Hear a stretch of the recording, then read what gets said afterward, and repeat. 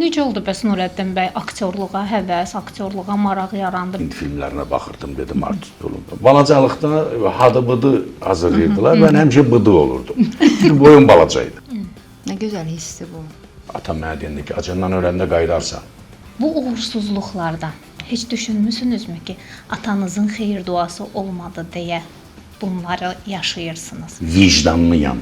Ona görə mənim işlərim uğursuz ola bilməz. Demək biz tarixi də səhv oxumuşuq da. Həyatım boyu iyrəndim yola verən aktyorlardan və xalturaçı aktyorlardan. Ani gələn qısqanclıq hissi ola bilər, mən etiraf edirəm. Birdən bir xanım çıxır oradan, gəlir, sarılır onun boynuna. Təbii. Olacaqsan mı saçını başını? Siz başqa bir əhval-ruhiyyə yaratmısınız. Müasirik, biz qısqanmırıq. Dolların məzənnəsi qalxan kimi və əvəssalam dağıldı hər şey.